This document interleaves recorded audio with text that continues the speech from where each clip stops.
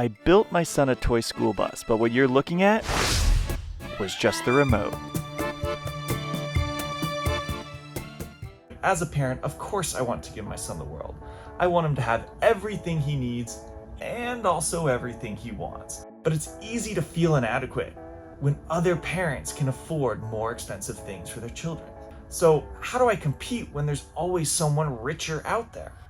Well, I do have one thing.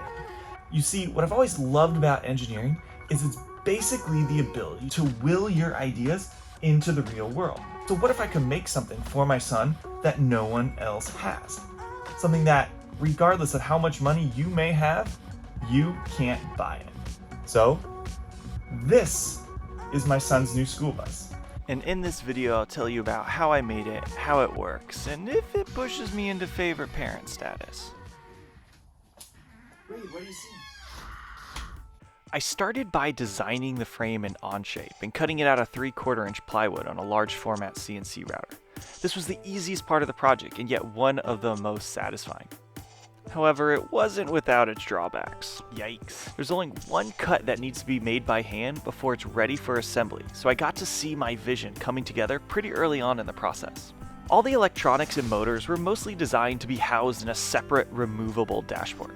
And speaking of the dash, it's mainly lights and switches to act as a busy board, but it does sport a servo motor that swings the stop sign in and out, and a potentiometer behind the steering wheel that plots its resistance in pretty colors on an LCD screen as you move it. But the really juicy part of this build is how it moves and how I can get it to copy the motion of this smaller school bus.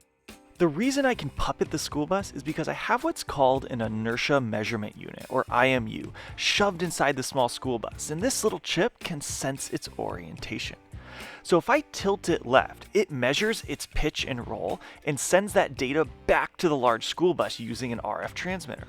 The large school bus has a receiver on its end and gets the signal to lean left, and then a microcontroller tells 4 linear actuators whether to extend or retract based on the data it received and this chart I created.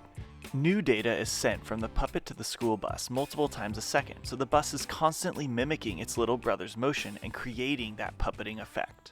Now, as much fun as I've had with this thing over the last 4 months designing and building it, it's finally time to introduce it to its primary rider.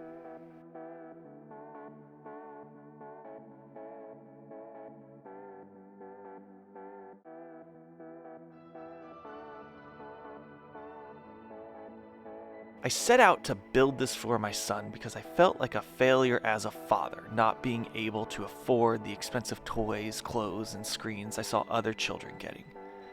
But what I'm learning is maybe it's not the things we give our children that make them love us, but it's the time we spend together, the experiences we share, and the passions we pass on that really matter.